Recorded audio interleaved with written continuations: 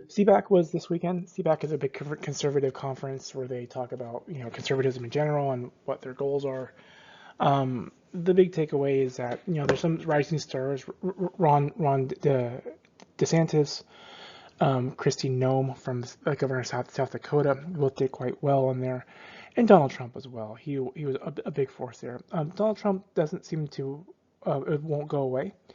And every time we think, oh, he's going to, he's been, he's going to be, he's going to, be a quiet voice. He's not going to be. He's been, people have become disillusioned with him. He comes back, and Trump has a pretty tight control over the Republican base. Now, what's interesting was that his popularity amongst CPAC was not as high as we thought it would be. We thought it would be much higher numbers, but he didn't quite do as well as we expected. And so there could be some chinks in the armor. And it's also interesting that, also you didn't see people like Liz Cheney and Mitch McConnell there as well, or Mike Pence. So is this going to be the party of Trump, or is it going to be something different? Now, Trump continued his points that he won the election and that he was cheated out of that. There's literally no evidence to that. And what's kind of fascinating to me is that there's many people at this conference who will buy into that facade, that farce. And again, I've said this before, the evidence given by Trump and everyone else is basically just garbage. It doesn't really provide any, if you look at each claim, they don't really provide anything of substance in terms of what actually, any fraud going on. Again, as I said before, Trump's lawyers had to admit in front of a judge that they had no real evidence.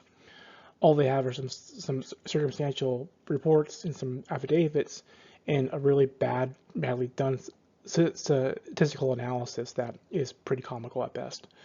And so, but then again, they believe this farce. And so, will the Republicans ever be able to divorce themselves from Trump, or will it be the party of Trump?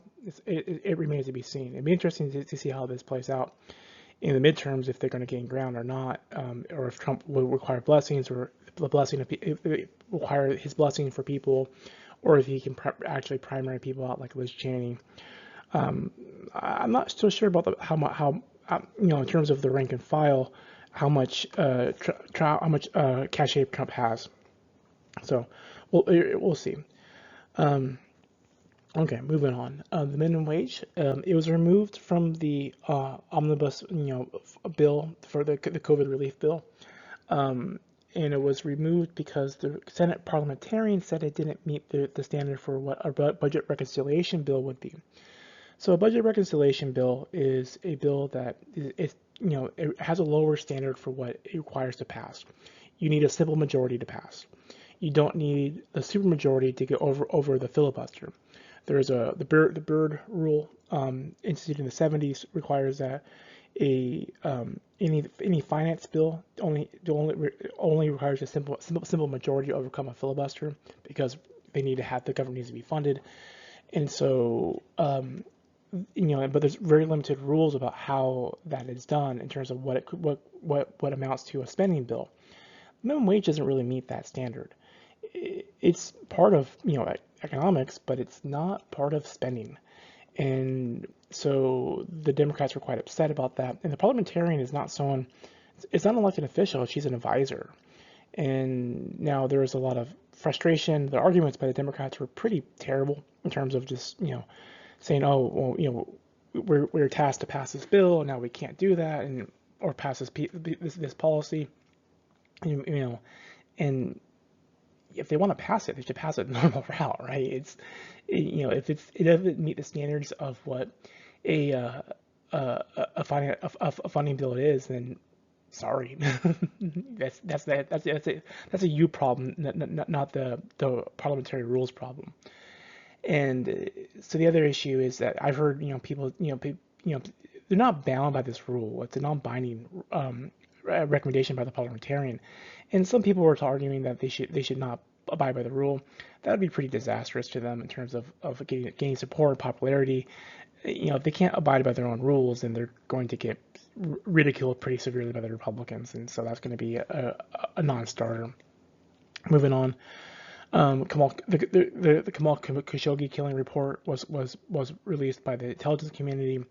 pretty damning against the Saudis. Khashoggi was a Washington Post reporter, a Saudi citizen who was living in Washington, in Virginia, who was executed, killed in the Turkish embassy by the Saudi government. The crown prince ordered the killing, who is currently the leader of Saudi Arabia. It's pretty clear that he ordered the killing. So this will send a chilling effect in terms of our relationship with Saudi Arabia. Saudi Arabia needs us, and we need Saudi Arabia. We've had a temperamental relationship with them. I mean, obviously after 9/11, many of the attackers were Saudi, and Osama bin Laden was Saudi, and there's a lot of problems we've had with dealing with terrorism and the Saudi government. The crown prince is seen as a reformer, but he doesn't abide by dissent, and so this is going to cause us Biden some difficulty. So we'll see how that actually plays out. The stimulus bill passed the House, a large stimulus bill, pretty much on party lines. It's going to head to the Senate, and and Biden's going to have to drum up some support, because even some conservative, some more moderate, Democrats are showing some opposition. It's the Republicans' complaints are valid complaints. They're saying that there's all types of funding measures put in there that, like, why are they in there, right? And that typically happens with large funding bills or large spending bills. You have a lot of waste going along with that, and that's sort of their big point. It's like, why are we including all this stuff that has very limited, COVID relationship? Why are we funding state level governments for their own ineffectiveness in terms of their own budgeting? So some valid complaints, the concerns there, but my guess it will most likely pass with some minor changes.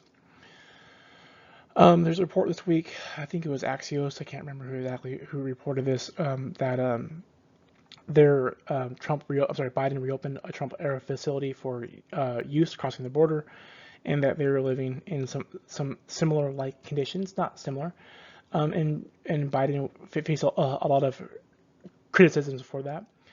I think this is interesting. Is this hypocrisy? Kind of. Yes, it is. I mean, the facilities are not structured the same as the Trump administration, and the policies are not as the same. But it shows you the unfortunate reality of dealing with migrant flows, and how do you deal with that? And there's very real problems. And I think often the Trump administration's criticisms of the Trump administration were misguided. Now, I'm not saying there can't be criticisms, but they really, people criticize sometimes things that were really out of their control. And and to Trump's credit, there was a drop in border crossings, but at a severe cost in terms of the way in which we did things, in terms of the morality of what we did things.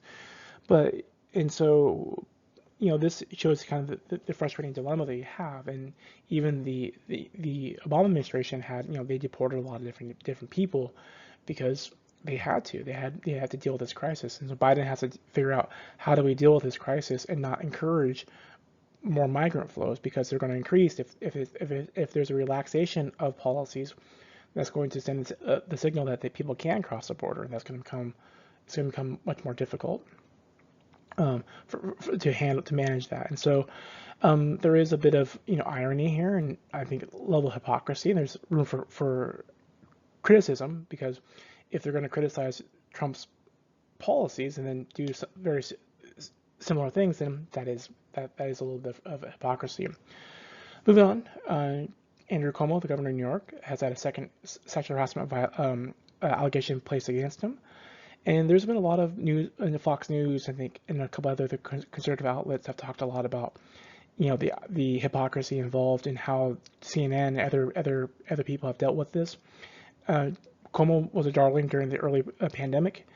But now there's been quite a severe turn against him because of his handling of nursing home deaths, and B, because there's these two allegations. And is there hypocrisy? Absolutely, 100%. There's hypocrisy on all sides. If we want to have non-hypocritical people in politics, then there will be no one there. And so, but there is, and that's a valid criticism. How much weight do we give to the allegations? It's hard to say. I think Cuomo appointed an independent counsel to investigate this.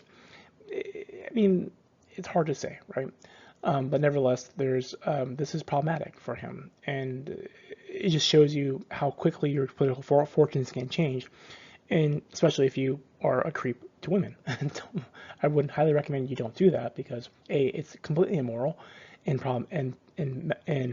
a whole host of problems with that, and it also can destroy your political career. If those allegations are true, it's kind of like when the early stages of the Me Too movement, when all these reports like Matt Lauer and what's his name, Charlie Rose, you kind of look at what they did and you're like, how on earth does anyone think that's okay? It's just completely just messed up, wrong, immoral, and just what a garbage individuals, who would do this. And I'm not saying Cuomo was guilty, but at the same time, we have to take these allegations very, very seriously, right?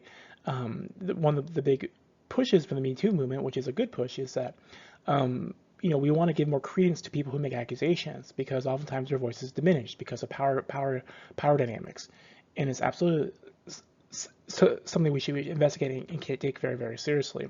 So when you see someone like CNN not reporting this in the same way they report on the Kavanaugh allegations, then that is a real problem. It's a step backwards, in my opinion, not to treat everyone equally in terms of allegations. There's investigations on Capitol Hill in terms of the Capitol riot. There was a lot of confusion and a lot of finger pointing, and I guess kind of my point here is that it's unclear about who's responsible for lack of response and how this was done. And this is going to take a long time for us to figure out what was going on. But it's not abundantly clear. The Capitol Police is not like a normal police department, and they're going to need to be reformed at some level. And they also, the communication lines, and this is kind of a failure of communication. Lastly, we did a strike in Syria this week.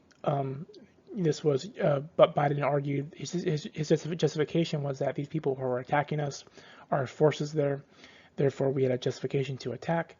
Many Democrats, even from his own party, pushed back and said, "Well, did you have justification?" There's this tension between President's offensive military actions and approval from Congress. Congress is supposed to approve military actions, yet the President is commander-in-chief, and he's obligated to respond in force if they're attacked. And so there's this tension. And so I think, this is, Congress people letting Biden know, you have a short leash here. You can't just do whatever you want.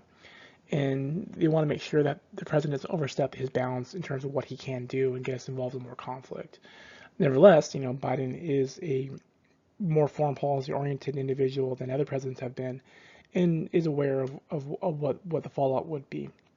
And so if someone's going to attack our troops in Syria or Iraq, there's complete justification for that. But there's this tension there. I think that tension is playing out here. Okay, sorry to go through this so quickly.